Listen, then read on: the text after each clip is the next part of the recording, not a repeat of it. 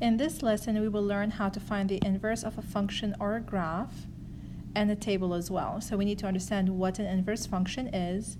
We need to find the inverse of a table, the inverse of a graph graphically, and an inverse of a function. We can do that also algebraically. But before we start working on that, I would like to show you how this looks on Desmos.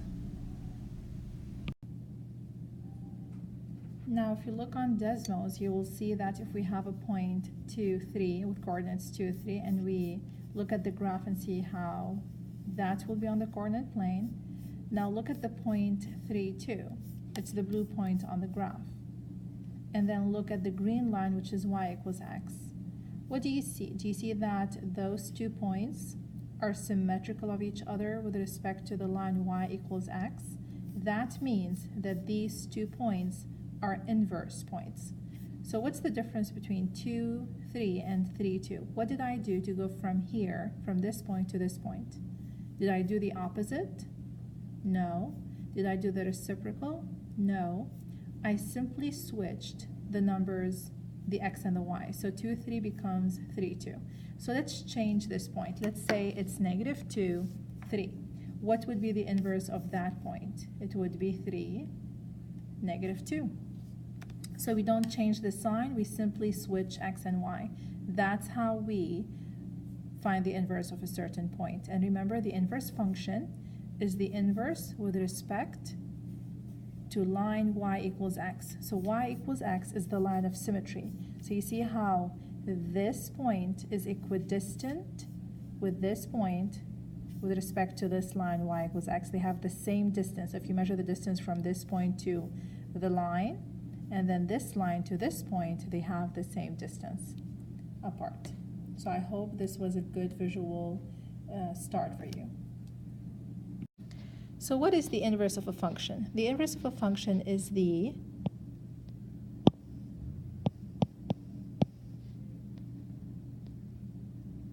symmetry or reflection of another graph or another function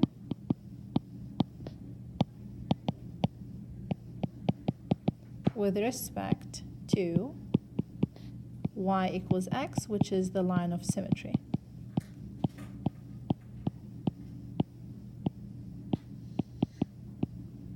So if you look at the first table, how can I find the inverse table? Simply, I create another table and I simply switch x and y. So negative 2, negative 9 becomes negative 9, negative 2. Negative 7, negative 1 becomes negative 7, negative 1, and so on. Please pause the video and try finishing the table or the inverse table on your own for both of them, 1 and 2. Now let's check our answers. Check. Did you change the sign? You should not. Did you flip the numbers? Instead of 9, you put 1 over 9? No. I simply switch x and y to go from one table to the other. So that's going to be the original table, and that's the inverse table. That's the original table, and that's the inverse table. Now they're saying which one of the above functions are one-to-one. So what does one-to-one mean? It means it is actually a function both ways. This way and this way. So for you to decide, check if x and y are repeated. So one-to-one means x and y should not be repeated. Should not be repeated. So let's check the first table. Is x repeated? No. Is y repeated? No. So then table number 1 is a one-to-one function. Now pause the video and check if table number 2 is a one-to-one function. Now if you look at the x's, the x values are not repeated in the second table, but the y is repeated. Let's look at number 4. So number 4 is repeated. So there is a y value that's repeated in my second table. So number 2 is not or does not represent a one-to-one function.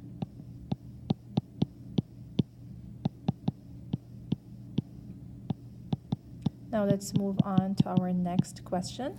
How does the inverse help you determine that? Simply, you look at the x values in the original table and the x values in the inverse table, because remember the x values in the inverse table are the same as the y values in the original table. See how they switched? So if I look at the x values in the original table and the x values in the inverse table, they should not be repeated. So how does the inverse help me? I just look at the x values for both tables. Now, let's move on to question number 3. So I'll do 3 with you, and then you have to do 4 on your own. So number 3, you are asked to graph the inverse. That's the first thing you need to do. State whether or not the inverse is a function. Find the domain and range of the function and its inverse.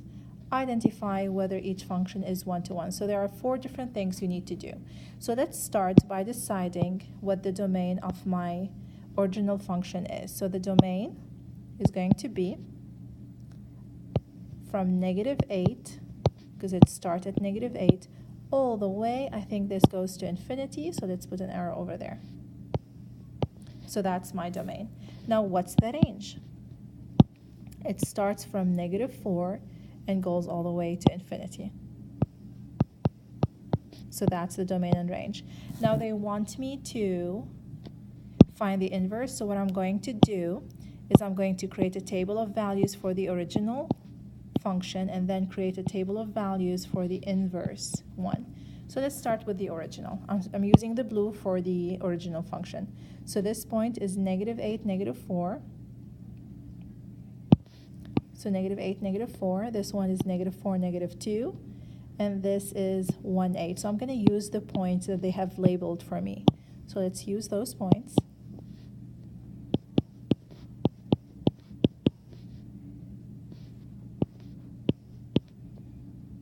Now if I want to find the inverse, I simply switch the x and the y. And let's plot them. So -4, -8, -2, -4, and 7, 1. And I'm going to connect them. So the first is connected, as you can see, like a line. So I'm going to do that. And then the other one is more like a parabola, like half a parabola. So I'm going to do that for the other one. So they would look the same. Okay? So for me to check whether my graph is accurate or not, I'm going to sketch the line y equals x. So y equals x is this line. Now I can see that my inverse and my original are symmetrical with respect to line y equals x. So this is how I can check if my inverse function is accurate. So now before I move on, let's find the domain and range of the inverse. So let's find the domain of the inverse and the range of the inverse. So the domain of the inverse is going to be from -4 all the way to plus infinity. And the range is going to start from -8 all the way to plus infinity. Now, what do you notice? Did the domain and range switch as well? So as we said, for the inverse, the x and the y are going to switch. Same thing for domain. Domain represent the x values, so they become the y values. The range represent the y values. For the inverse, they become the x values. So if you have the domain and range of the original function, you can simply switch them. The range becomes the domain of the inverse, and the domain becomes the range of the inverse. Now let's check if I answered all of the questions. I graphed the inverse. I found the domain and range of the function and its inverse. Now I need to decide whether or not the inverse is a function. Now if you remember from Algebra 1, there's something called the vertical line test. So let's check. If I apply the vertical line test for the original function, I can see that the original function is a function. Now let's apply the vertical line test for the inverse function. As you can see, it works. So then the inverse is a function. So there's another way for you to decide whether this function is one-to-one. You can do something called the vertical test and the horizontal test to the original function. If it passes both tests, then yes, it is 1-to-1. You can do that instead of doing the vertical line test for the original and the vertical line test for the inverse. You can simply do the vertical line test and horizontal line test for the original. So yes, this one is 1-to-1. So yes, both of them are functions. Yes, the original and inverse are functions in this case. And because both of them are functions, it is 1-to-1. So I answered all 4 questions for number 3. Go ahead and do number 4 on your own. But before, okay, now on the back of this worksheet, we're going to try to find the inverse algebraically. So if I'm given y equals 2x plus 3, how can I find the inverse of this function algebraically? Step number 1 is, what I know about inverse is that the x and the y switches, right? For the inverse function, the x and y switches. So the first step is to switch x and y.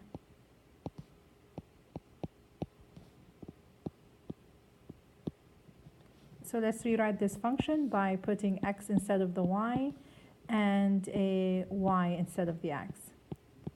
After you switch x and y, your next step is to solve for y.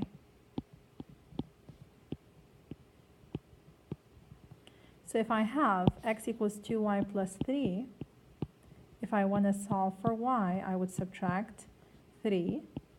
So x minus 3 equals 2y. Then I divide by 2 to get y by itself. So now I have y equals 1/2 x minus 3 over 2. So step number 1 is to switch x and y. Step number 2 is to solve for y. Now, number 3 is to actually write down or show that this is an inverse function. So the original is going to be f of x. The inverse is going to be f, and you put a -1 on top just to indicate that this is an inverse function. So the inverse function in this case is 1/2 x minus 3 over 2.